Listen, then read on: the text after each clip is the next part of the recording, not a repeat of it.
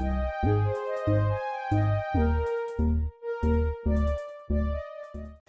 बार फिर से स्वागत है आप सबका आपके अपने YouTube channel physical education with Nikhil में।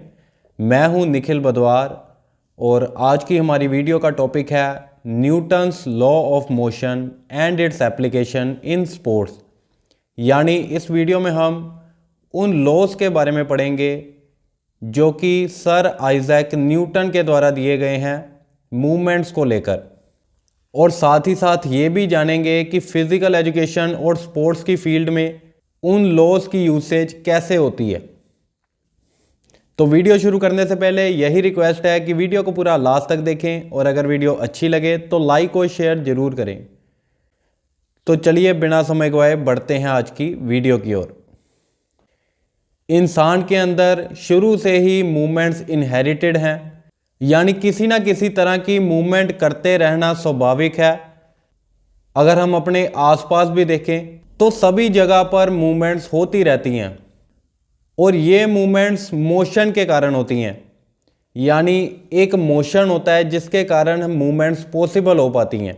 तो इस तरह से हम कह सकते हैं कि कोई भी चीज़ अगर मूव करती है, किसी भी तरह की हलचल उसमें होती है, तो वो लॉ ऑफ मोशन के द्वारा गवर्न की जाती है, यानी वो लॉज ऑफ मोशन के द्वारा पॉसिबल हो पाती है। इस वीडियो में हम जिन 3 लॉज ऑफ मोशन की बात करने जा रहे हैं वो दिए गए हैं सर आइजैक न्यूटन के द्वारा 1687 में। इन लॉज ऑफ मोशन की एक्सप्लेनेशन कुछ इस तरह से है। सबसे पहला लॉ है लॉ ऑफ इनर्शिया, जो कि पहला लॉ ऑफ मोशन है। इस लॉ में न्यूटन ने यह बताया है कि एक ऑब्जेक्ट जितनी देर तक रेस्ट पोजीशन में है वो रेस्ट पोजीशन में ही रहता है, या फिर अगर कोई ऑब्जेक्ट मोशन में होगा तो वो मोशन में ही रहेगा, यानी एक कांस्टेंट वेलोसिटी में रहेगा, एक कांस्टेंट गति में रहेगा, जितनी देर तक उसको किसी भी तरह की एक्सटर्नल फोर्स प्रभावित ना करे। दूसरे शब्दों में हम ये भी कह सकते हैं कि कोई भी ऑब्जेक्ट स्टेशनरी पोजीशन में रहेगा, यानी स्थिर पोजीशन में रहेगा, या फिर मोशन में रहेगा, गति में रहेगा, जितनी देर तक उसको किसी भी तरह की एक्सटर्नल फोर्स उस जगह से हिला नहीं देती। यानी किसी भी ऑब्जेक्ट की मूवमेंट या फिर उसकी गति में परिवर्तन आने का कारण उस ऑब्जेक्ट पर लगाई गई एक्सटर्नल फोर्स है। आगे देखते हैं कि लॉ ऑफ इनर्शिया स्पोर्ट्स में कैसे अप्लाई होता है। इसकी एग्जांपल कुछ इस तरह से समझते हैं कि अगर हम एक फुटबॉल को पेनल्टी पॉइंट पर रख देते हैं तो वो वहीं पर पड़ी रहेगी जितनी देर तक कोई भी प्लेयर उसको किक करके गोल करने का प्रयास नहीं करेगा।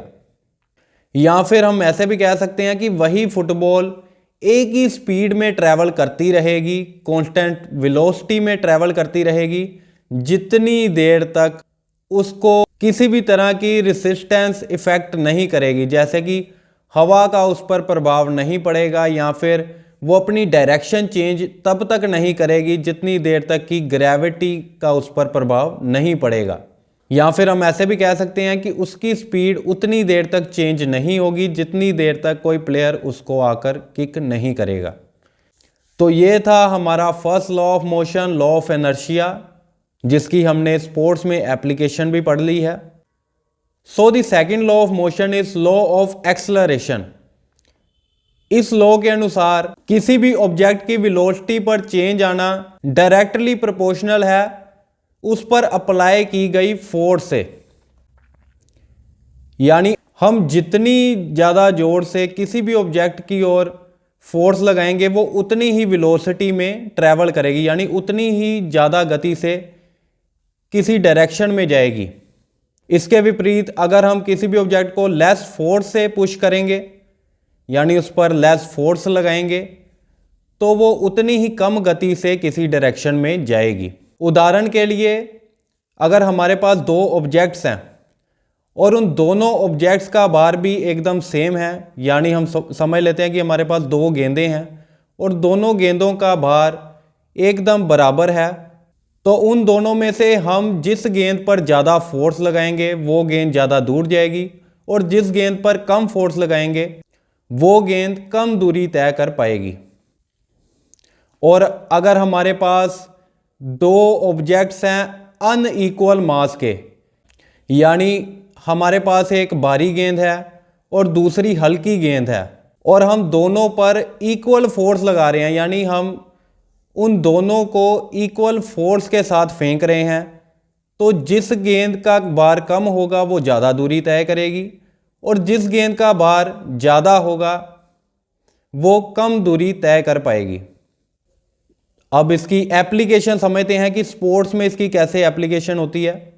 अगर एक वॉलीबॉल प्लेयर ड्रॉप लगाना चाहता है तो वो क्या करेगा, बॉल को स्लोली पुश करेगा, यानी उसको धीरे से पुश करेगा, कम फोर्स लगाएगा, जिससे कि उसका ड्रॉप लग सके।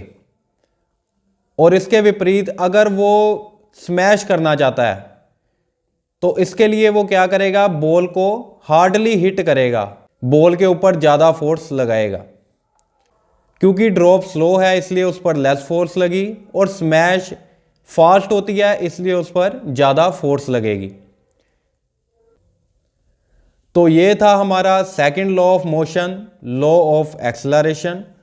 अब हम पढ़ेंगे थर्ड लॉ ऑफ मोशन, जिसका नाम है law of action and reaction. इस लॉ में ये बताया गया है कि हमारा जो भी एक्शन है, यानी हम जो भी एक्शन करते हैं उसका इक्वल और ऑपोजिट रिएक्शन होता ही है। स्पोर्ट्स में इसकी एप्लीकेशन कुछ इस तरह से है, जैसे कि स्विमिंग के दौरान एक स्विमर क्या करता है, पानी को जितनी जोर से बैकवर्ड पुश करेगा उतनी ही जोर से पानी उसको फॉरवर्ड की ओर धकेलेगा, यानी जितनी ज़्यादा जोर से वो पानी को पीछे की ओर धकेलेगा, पानी उसको उतनी ही जोर से आगे की ओर धकेलेगा।